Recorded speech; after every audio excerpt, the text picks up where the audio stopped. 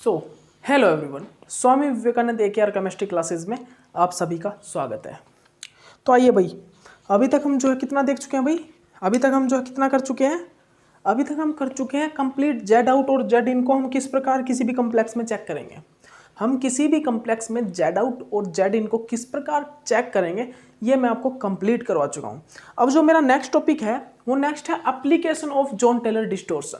क्या है भाई next topic? Application of Jahn Teller distortion.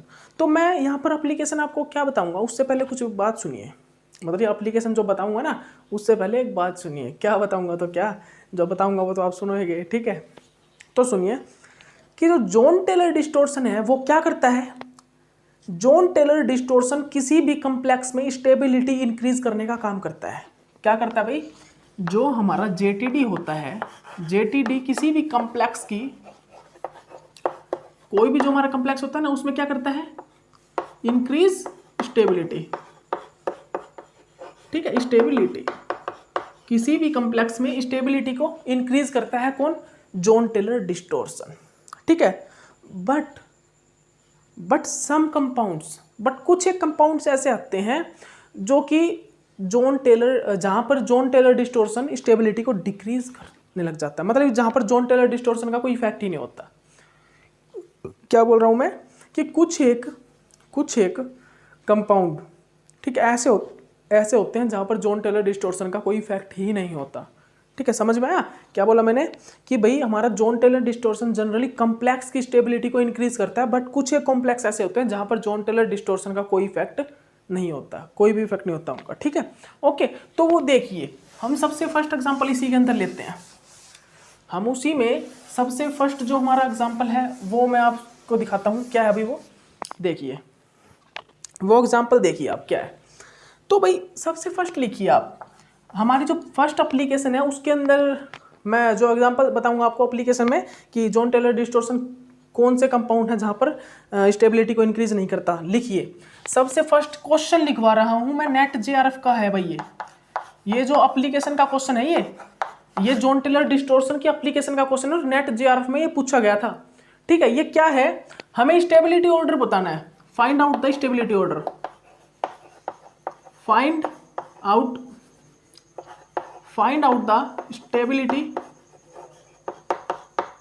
Out the stability order of some compounds.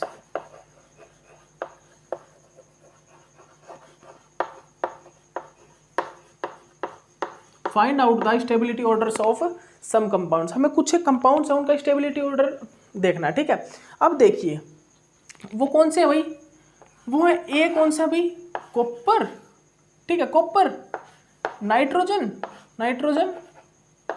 ईन लगे होंगे, ईन। ठीक है, ईन, ये ईन ग्रुप ही होता है ना। ठीक है, ये NH3, ये NH3, ये NH3 और NH3। और बी जो कंपाउंड है वो क्या है भाई? कॉपर। बी जो कंपाउंड है वो कैसा है भाई?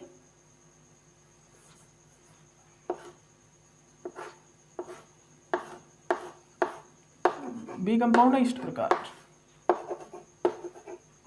लिख लीजिए। बी में क्या है भाई?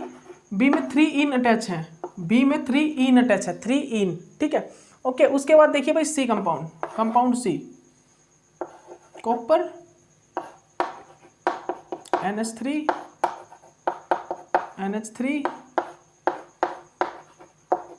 इन। ठीक है भाई, हमारे पास क्या है भाई? ये 3 कंपाउंड है और सभी कॉपर 2 पॉजिटिव में है।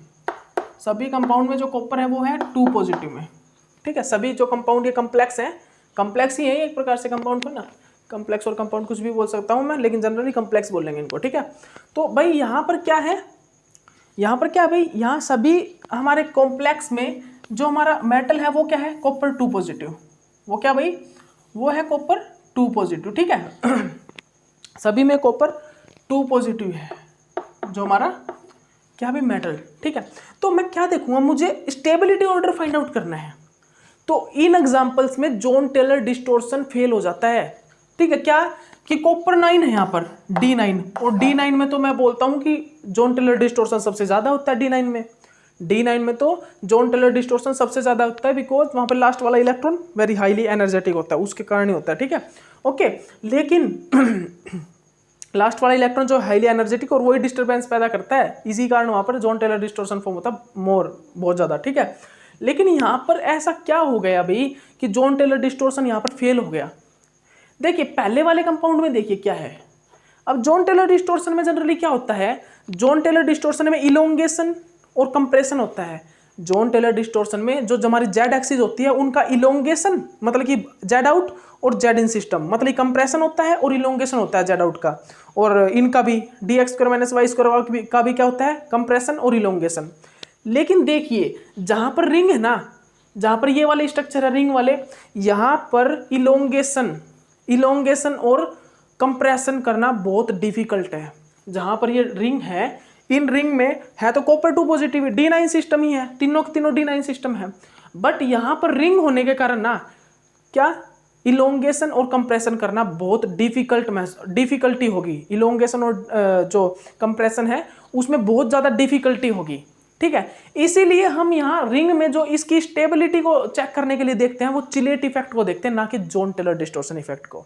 यहाँ पर जॉन टेलर डिस्टोर्शन का कोई इफेक्ट नहीं होता, यहाँ पर किसका होता है, चिलेट इफेक्ट देखा जाता है। यहाँ पर हम जो चिलेट इफेक्ट को चेक करते हैं। ठीक है, किस चीज़ को, चिलेट इफेक्ट को।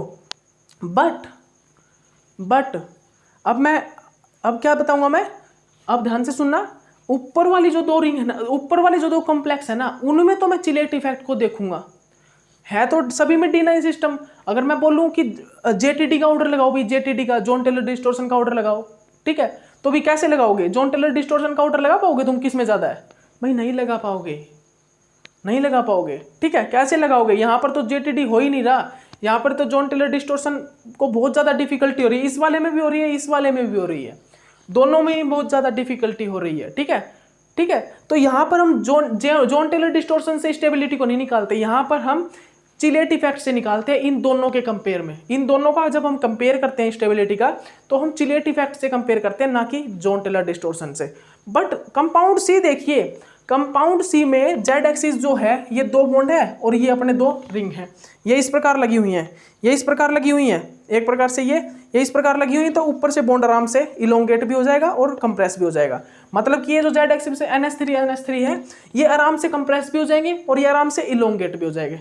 मेरी बात समझे आपने, कि ये आराम से इलोंगेट भी हो जाएंगे और ये आराम से कंप्रेस भी हो जाएंगे, दोनों के दोनों NH3। तो इसका मतलब क्या है भाई, यहाँ पर आप इस चीज से क्या समझे कि जो सी है ना, यहाँ पर कंपाउंड सी जो हमारा कॉम्प्लेक्स सी है, उसमें तो हम जॉन टेलर डिस्टोर्शन ऑब्जर्व कर रहे हैं, लेकिन ऊपर वाले दोनों कंपाउंड में, दोनों कॉम्प्लेक्स में जॉन टेलर डिस्टोर्शन नहीं देख रहे। वहां पर हम स्टेबिलिटी को मतलब कि वहां पर हम देखना चाहें कि कंपाउंड की स्टेबिलिटी कौन बढ़ा रहा है, जॉन टेलर या चिलेट इफेक्ट, तो हम यहाँ पर जॉन टेलर को नहीं चेक करेंगे कि किस में जॉन टेलर ज़्यादा है, वही जो स्टेबिलिटी को इंक्रीज करेगा। तो हम यहाँ पर चिलेट इफेक्ट देखते हैं, दोनों रिंग में चिलेट इफेक्ट देखते हैं, यहाँ पर Jahn Teller distortion effect fail हो जाता है। ठीक है, इन दोनों कंपाउंड में Jahn Teller distortion effect fail हो जाता है। लेकिन अब बात आती है भाई, stability Jahn Teller distortion effect ज़्यादा करता है, ज़्यादा बढ़ाता है या चिलेट इफेक्ट? तो आप लिख लीजिए, जो स्टेबिलिटी है जॉन टेलर डिस्टोर्शन इफेक्ट ज़्यादा बढ़ाता है। आप ये पॉइंट लिख लीजिए, जो स्टेबिलिटी होगी वो जॉन टेलर डिस्टोर्शन इफेक्ट जो होता है ना, वो ज़्यादा इंक्रीज करता है, ना कि चिलेट इफेक्ट। ठीक है, तो यहाँ पर अगर मैं आपको ऑर्डर बताऊँ तो ऑर्डर क्या होगा, CBA, बिल्कुल करेक्ट ऑर्डर ये होगा CBA। बिकॉज चिलेट इफेक्ट में क्या देखते हैं, जितनी ज़्यादा रिंग बनी होगी ना, उतना ज़्यादा चिलेट इफेक्ट होगा, जितना ज़्यादा चिलेट इफेक्ट होगा उतनी ज़्यादा स्टेबिलिटी होगी। चिलेट इफेक्ट में मैं क्या देखूंगा, जितनी ज़्यादा इन रिंग होगी, इन मतलब कि रिंग बनी हुई होंगी, उतना ज़्यादा स्टेबल कॉम्प्लेक्स होगा। तो देख लीजिए यहाँ पर 3 रिंग है, यहाँ पर 3 रिंग बन रही हैं, ये देखिए, और यहाँ पर 2 ही बन रही हैं। तो B और A में कौन ज़्यादा स्टेबल होगा, B। ठीक है, और इन दोनों में सबसे ज़्यादा स्टेबल कौन होगा, C। बिकॉज C को जॉन टेलर डिस्टोर्शन स्टेबिलिटी, वहाँ पर जो C है ना, वहाँ पर जॉन टेलर डिस्टोर्शन प्रेजेंट है, और जॉन टेलर डिस्टोर्शन क्या करता है, इन सभी से, चिलेट इफेक्ट से भी ज़्यादा स्टेबिलिटी को इंक्रीज करता है। दोबारा सुन लीजिए, जो जॉन टेलर डिस्टोर्शन है वो चिलेट इफेक्ट से ज़्यादा स्टेबिलिटी को इंक्रीज करता है। ठीक है, इसीलिए जो ऑर्डर आएगा वो क्या आएगा, C, B और A। हमारा जो ऑर्डर है भाई ये आएगा, हमारा जो ऑर्डर है ना, ऑर्डर वो ये आएगा भाई, ध्यान रखना। जो हमारा ऑर्डर है, हमारा जो ऑर्डर है स्टेबिलिटी का वो ये आएगा। तो ठीक है, नेट जेआरएफ का क्वेश्चन है ये, ध्यान रखना। Find out the stability order of the some complex या सम कंपाउंड्स। ठीक है, ये कंपाउंड्स हैं वो, ठीक है, ये 3 कंपाउंड्स हैं, यहाँ पर ऑब्जर्व करना था। तो यहाँ पर हम यही जॉन टेलर डिस्टॉर्शन फेल हो गया ना यहाँ पर इन दोनों कंपाउंड में है तो ये D9 सिस्टम तीनों की तीनों, लेकिन इन दोनों कंपाउंड की, इन दोनों कॉम्प्लेक्स की स्टेबिलिटी को हम क्या जॉन टेलर डिस्टॉर्शन से बता पा रहे हैं? नहीं बता पा रहे हैं। इन दोनों को हम चिलेट इफेक्ट से शो कर रहे हैं, चिलेट इफेक्ट से इनकी हम स्टेबिलिटी को डिफाइन कर पा रहे हैं, लेकिन इसकी स्टेबिलिटी को हम जॉन टेलर डिस्टॉर्शन से शो कर दे रहे हैं। ठीक है, यहाँ जॉन टेलर डिस्टॉर्शन से इसकी स्टेबिलिटी को हम शो कर पा रहे हैं, क्योंकि यहाँ पर इजीली इलोंगेशन और कंप्रेशन हो जाएगा। ठीक है, ओके, इतना आया। ठीक है, तो फाइनली हमारा क्या आया, और फाइनल मैंने एक चीज बताई कि जॉन टेलर डिस्टॉर्शन ज्यादा स्टेबिलिटी को इंक्रीज करता है देन चिलेट इफेक्ट से। तो इसीलिए यहाँ पर ऑर्डर में सबसे ज्यादा स्टेबल कौन होगा? सी, फिर होगा बी, बिकॉज यहाँ पर 3 रिंग है, फिर उसके बाद होगा ए। ठीक है, ये स्टेबिलिटी ऑर्डर है। तो फर्स्ट एप्लीकेशन तो हमारी ये हो गई भाई।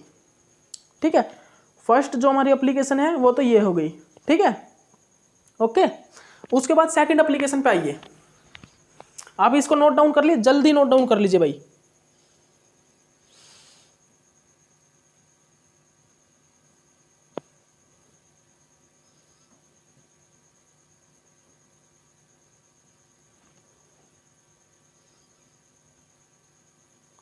जल्दी से नोट डाउन कर लीजिए। फिर सेकंड में एक एग्जांपल करवाता हूं आपको। ठीक है, नोट डाउन तो कर लिया होगा आपने। ठीक है, अब देखिए भाई सेकंड एग्जांपल। सेकंड एग्जांपल तो क्या, एप्लीकेशन। हम एप्लीकेशन ही करवा रहे हैं, मैं आपको एप्लीकेशन करवा रहा हूं किसकी? जॉन टेलर डिस्टॉर्शन की। ठीक है, उसके बाद आइए जॉन टेलर डिस्टॉर्शन पे, उसके बाद आइए सेकंड एप्लीकेशन पे, उसके बाद भाई किस चीज पे? एप्लीकेशन सेकंड पर। एप्लीकेशन सेकंड, जो सेकंड एप्लीकेशन है उसमें देखिए हम क्या देखेंगे, चेक कीजिएगा। जो एप्लीकेशन सेकंड है वहां पर हम क्या देखेंगे, चेक कीजिएगा भाई। सेकंड एप्लीकेशन वाला जो क्वेश्चन है वो भी क्वेश्चन है एक, वो भी नेट जेआरएफ का क्वेश्चन है। लिख लीजिए आप, ये भी जो क्वेश्चन है वो भी नेट जेआरएफ का ही है। ठीक है, वो भी नेट जेआरएफ में आया हुआ क्वेश्चन है। सेकंड जो एप्लीकेशन है उसमें क्या है कि जो हमारा गोल्ड जो हमारा गोल्ड सेकंड है वो गोल्ड थर्ड और गोल्ड फर्स्ट में चेंज हो जाता है। ठीक है, चेंज हो जाता है, और गोल्ड थर्ड और गोल्ड फर्स्ट में जेटीडी प्रेजेंट होता नहीं, बट गोल्ड सेकंड में क्या होता है? जेटीडी होता है।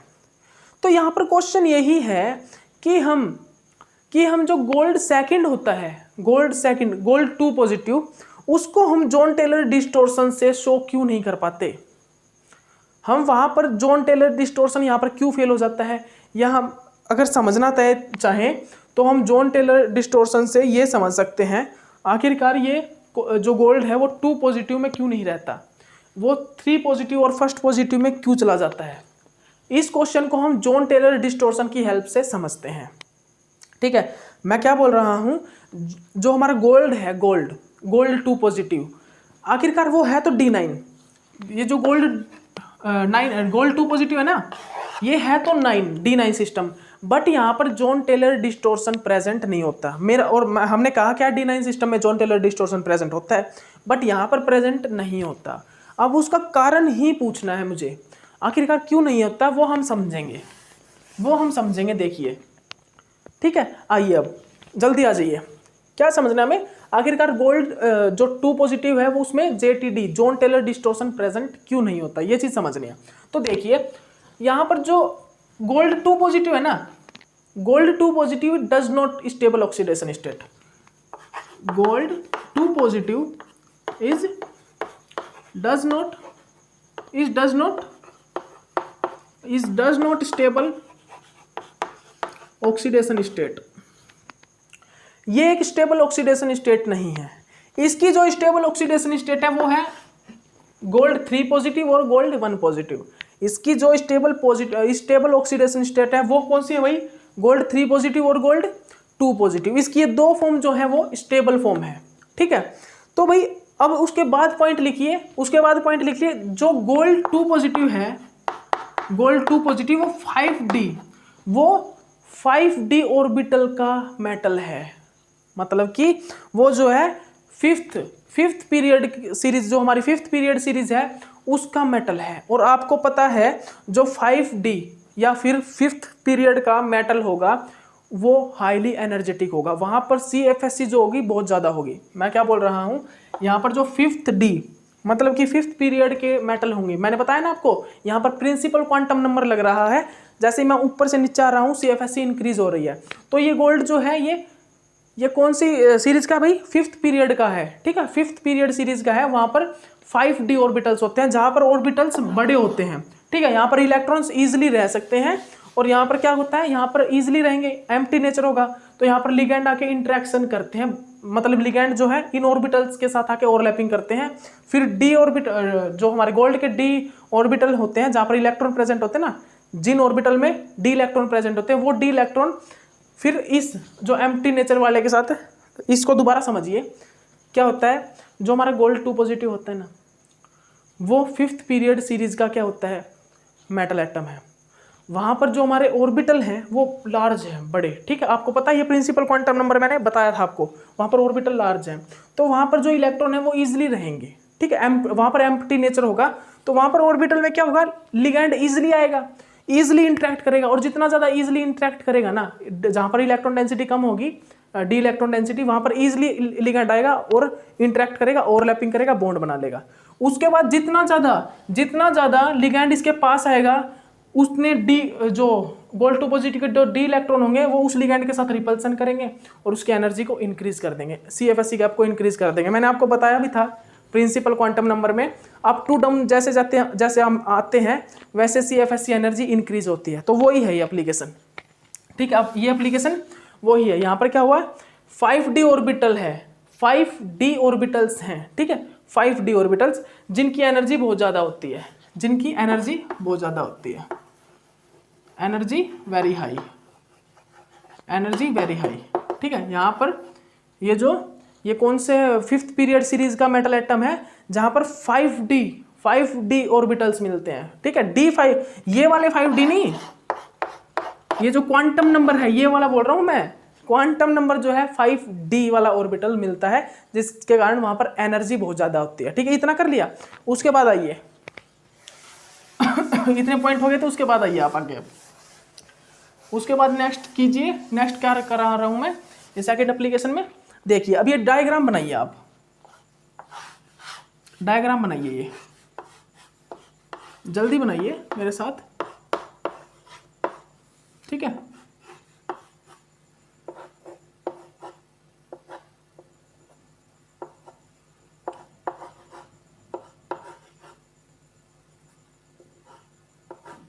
जल्दी मेरे साथ एक डायग्राम बनाइए। D9 सिस्टम जेड आउट होता है ना, तो जेड आउट के लिए एक डायग्राम बनाइए।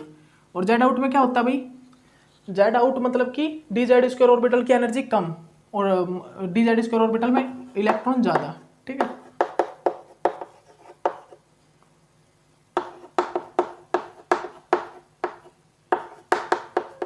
ठीक है, D9 सिस्टम है ये, D9 सिस्टम है, 1 2 3 4 5 6 7 8 9, ठीक है, 1 2 3 4 5 6 7 8 9, ठीक है, 1 2 3 4 5 6 7 8 9, ठीक है। तो इस प्रकार है भाई, यहाँ पर क्या है, इस प्रकार क्या है भाई, ध्यान दीजिए, ध्यान दीजिएगा, क्या प्रेजेंट है यहाँ पर, इस प्रकार इलेक्ट्रॉन की फीलिंग है। तो अब देखिए मैंने क्या बोला आपको कि ये जो गोल्ड है ना, ये गोल्ड, ये है फिफ्थ पीरियड का मेटल एटम, जहाँ पर जिन डी ऑर्बिटल्स की एनर्जी बहुत ज़्यादा होती है, ठीक है, एनर्जी उनकी बहुत ज़्यादा होती है, वहाँ पर जो ये CFSE गैप है बहुत ज़्यादा होता है। मतलब कि मेरे कहने का क्या मतलब है, ये जो इलेक्ट्रॉन है लास्ट वाला, CFSE एनर्जी तो बहुत ज़्यादा होगी क्योंकि फिफ्थ पीरियड सीरीज का मेटल एटम है, तो ये जो लास्ट वाला इलेक्ट्रॉन है ये हाईली एनर्जेटिक है। मेरे कहने का मतलब क्या है, ये एनर्जी गैप बहुत ज़्यादा है, इसीलिए जो लास्ट वाला इलेक्ट्रॉन है DX² - Y² ऑर्बिटल का जो हमारा इलेक्ट्रॉन है वो पहले ही हाईली एनर्जेटिक पे है, उसकी एनर्जी तो पहले ही बढ़ चुकी है क्योंकि लिगैंड इस ऑर्बिटल के साथ आके इंटरेक्ट कर रहा है। लेकिन फिफ्थ पीरियड सीरीज का मेटल होने के कारण इसकी CFSE एनर्जी बहुत ज़्यादा होगी, जिसके कारण ये जो इलेक्ट्रॉन होगा ना इसकी एनर्जी हाई होगी भाई, बहुत ज़्यादा। थर्ड पीरियड जो हमारा थर्ड पीरियड सीरीज का मेटल एटम है, उन मेटल से तो इस इलेक्ट्रॉन की बहुत ज़्यादा एनर्जी होगी। मतलब कि ये जो इलेक्ट्रॉन है ये हाईली एनर्जेटिक है, ये इलेक्ट्रॉन जो हाईली एनर्जेटिक है, मतलब कि ये इलेक्ट्रॉन क्या चाहेगा, या तो मैं जल्दी से निकल जाऊं, या तो मैं इलेक्ट्रॉन यही चाहेगा ये, या तो मैं जल्दी से यहां से निकल जाऊं और या फिर मैं एक इलेक्ट्रॉन को एक्सेप्ट करके एक स्टेबल स्टेट बना लूं। ठीक है, मैं क्या बोल रहा हूं, यहां पर क्या है भाई, फिफ्थ, ये जो 5D होने के कारण, एक 3D होते हैं, एक 4D होते हैं, ये कौन सा भाई गोल्ड, ये 5D है, और 5D की CFSE एनर्जी बहुत ज़्यादा होती है, बहुत ज़्यादा होती है। ठीक है, इसी कारण जब इनकी स्प्लिटिंग होती है तो जब ये dx² - y² ऑर्बिटल वाले की एनर्जी पहले ही ज़्यादा होती है जेड आउट में। ठीक है, तो CFSE बहुत ज़्यादा होने के कारण ना इस इलेक्ट्रॉन की यहाँ से जब स्प्लिटिंग हुई और ये जो ऑर्बिटल है dx² - y² ऑर्बिटल, ये बहुत ज़्यादा एनर्जी को कंटेन करके रखेगा, बहुत ज़्यादा एनर्जी को। ठीक है, तो ये यही चाहेगा कि या तो मैं जल्दी से यहाँ से निकल जाऊँ, मैं या तो यहाँ से जल्दी से निकल जाऊँ, और या फिर एक इलेक्ट्रॉन को एक्सेप्ट करके एक स्टेबल स्टेट बना लूँ। ठीक है, तो क्या होगा, यहाँ से अगर ये इलेक्ट्रॉन निकल गया, क्योंकि ये हाईली एनर्जेटिक है, तो ये कौन सी स्टेट बनाएगा, गोल्ड 3 पॉजिटिव, जो कि एक स्टेबल स्टेट होगी, जो कि एक गोल्ड 2 पॉजिटिव से गोल्ड 3 पॉजिटिव स्टेट कब बनाएगा, जब ये इलेक्ट्रॉन यहाँ से रिलीज हो जाएगा, निकल जाएगा। ठीक है, बट अगर ये इलेक्ट्रॉन को एक्सेप्ट कर देता है और फिर एक स्टेबल स्टेट बनाता है, तो वो हाईली सिमेट्रिक स्टेट होगी, वहां पर तो कोई चांसेस ही नहीं है, वहां पर तो कोई चांसेस ही नहीं है कि वहां पर जॉन टेलर डिस्टॉर्शन प्रेजेंट हो। ठीक है, तो अब जॉन टेलर डिस्टॉर्शन प्रेजेंट होगा या नहीं, ये चीज भी आपको बता देता हूं। जब यहां से ये इलेक्ट्रॉन निकल गया, अब यहां पर इलेक्ट्रॉन की फीलिंग देखिए कैसी है, इलेक्ट्रॉन की फीलिंग है सिमेट्रिक, यहां पर जो इलेक्ट्रॉन की फीलिंग है कैसी है, सिमेट्रिक है, और सिमेट्रिक में तो भाई जॉन टेलर डिस्टॉर्शन प्रेजेंट होता ही नहीं। ठीक है, तो अगर इलेक्ट्रॉन निकल गया, अब इलेक्ट्रॉन क्यों निकलना चाहेगा ये भी मैंने बता दिया, क्योंकि वो इलेक्ट्रॉन हाईली एनर्जेटिक होता है, या तो वो वहां से निकलना चाहेगा या फिर एक्सेप्ट करना चाहेगा। तो इलेक्ट्रॉन निकल गया, इलेक्ट्रॉन अगर निकल गया तो D8, मतलब ये कौन सी बनेगी, D8, और गोल्ड वहां पर किस में कन्वर्ट हो जाएगा, A2 से A3 में। ठीक है, तो D8 जब बनेगी वहां पर इलेक्ट्रॉन सिमेट्रिक होंगे और यहां पर जॉन टेलर डिस्टॉर्शन प्रेजेंट नहीं होगा, मतलब कि गोल्ड +1 में JTD नहीं है। और सेकंड क्या है, सॉरी गोल्ड +1 नहीं, गोल्ड +3 में, गोल्ड +3 में जॉन टेलर डिस्टॉर्शन प्रेजेंट नहीं है। और सेकंड क्या आई कि या तो अब ये क्या करेगा, अभी तो रिलीज किया है, सेकंड मैंने बताया, या फिर ये इलेक्ट्रॉन को एक्सेप्ट करके एक स्टेबल स्टेट बना लेगा।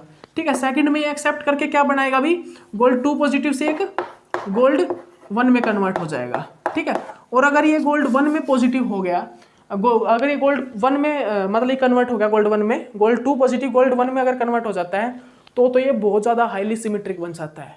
उसके बाद तो ये बहुत ज़्यादा हाईली सिमेट्रिक बन जाता है, और जो कि हाईली सिमेट्रिक बन जाता है जिसमें कि जॉन टेलर डिस्टॉर्शन होने के कोई चांसेस ही नहीं है। इतना सिमेट्रिक हो जाएगा कि मेटल से लिगेंड कम्प्लेक्स तो बनाएगा, लेकिन जो स्प्लिटिंग होगी वो बहुत थोड़ी होगी, स्प्लिटिंग होने के चांसेस बहुत कम होंगे। ठीक है, मेटल लिगेंड कम्प्लेक्स तो बन जाएगा, लेकिन स्प्लिटिंग होगी, लेकिन बहुत थोड़ी स्प्लिटिंग होगी। ठीक है, इतनी ज़्यादा स्प्लिटिंग नहीं हो पाएगी कि इतना ज़्यादा ये क्या बन जाता है, सिमेट्रिक बन जाता है, जो यहाँ पर इतना ज़्यादा सिमेट्रिक बन जाता है कि मेटल लिगेंड कॉम्प्लेक्स बनता है, लेकिन ये जो स्प्लिटिंग होती है, ये स्प्लिटिंग होने के चांसेस बहुत ज़्यादा कम हो जाते हैं जब ये इलेक्ट्रॉन बाहर से लेके गोल्ड 2 से गोल्ड 1 में कन्वर्ट हो जाता है। ठीक है, तो दोनों केस में हमने क्या देखा कि अगर गोल्ड 3 बन रहा है तो भी JTD नहीं है, गोल्ड 1 बन रहा है तो भी JTD नहीं है, क्योंकि इलेक्ट्रॉन सिमेट्रिक फील्ड है दोनों में ही।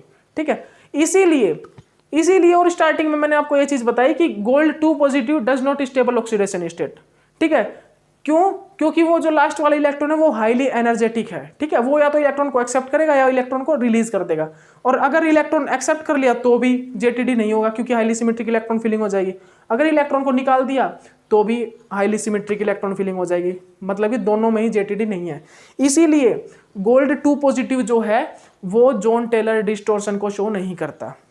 वो D9 सिस्टम होता जरूर है, लेकिन वो जॉन टेलर डिस्टॉर्शन को शो नहीं करता। इसका कारण क्या भाई, शो नहीं करने का कारण क्या है, because gold 2 positive oxidation is does not stable, but gold 3 positive और gold 1 positive is stable oxidation state. ठीक है, ओके, इतना हो गया, 1 मिनट रुकिएगा।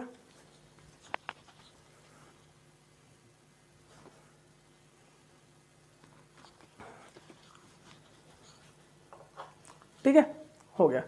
तो अब देखिए ये तो था भाई मेरा एप्लीकेशन, मैंने 2 एप्लीकेशन करवाई आपको आज। अभी इस लेक्चर में मैंने आपको 2 एप्लीकेशन करवा दी हैं। कौन कौन सी भाई? वो 2 एप्लीकेशन कौन सी हैं? एक सबसे पहला एग्जांपल कौन सा था कि मैंने स्टेबिलिटी ऑर्डर देखा कि जॉन टेलर डिस्टॉर्शन क्या करता है, स्टेबिलिटी को इंक्रीज करता है। लेकिन कुछ एक कम्प्लेक्स ऐसे होते हैं जहाँ पर जॉन टेलर डिस्टॉर्शन वर्क नहीं करता, वो मैंने बता दिया। दूसरा एग्जाम्पल मैंने दिया कि गोल्ड 2 पॉजिटिव, वहाँ पर भी जो गोल्ड 2 पॉजिटिव है कितने में, D9 सिस्टम है वो, लेकिन वो D9 तो है लेकिन वहाँ पर D9 वो जॉन टेलर डिस्टॉर्शन को शो नहीं कर रहा, क्योंकि D9 कभी भी, जो हमारा गोल्ड 2 पॉजिटिव हो, कभी भी गोल्ड 2 पॉजिटिव में स्टेबल नहीं रहता, वो हमेशा चेंज हो जाता है, कन्वर्ट हो जाता है गोल्ड 1 में या गोल्ड 3 में। ठीक है, ओके।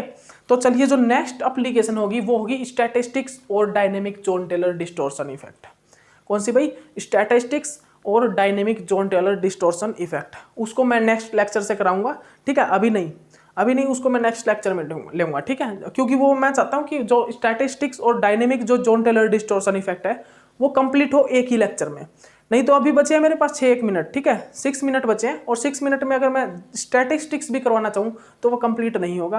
मैं चाहता हूँ बीच में ना, मतलब कि लेक्चर बीच में ही स्टॉप ना हो, क्योंकि 33 मिनट, मैक्सिमम 33 मिनट की वीडियो बनती है, 33, ठीक है, ओके। तो चलिए ठीक है, हम नेक्स्ट लेक्चर से मैं आपको स्टार्ट करवाता हूँ स्टैटिस्टिक्स और dynamic Jahn Teller distortion effect, जिसमें हम सबसे फर्स्ट जो करेंगे वो करेंगे dynamic Jahn Teller distortion effect. Okay, bye.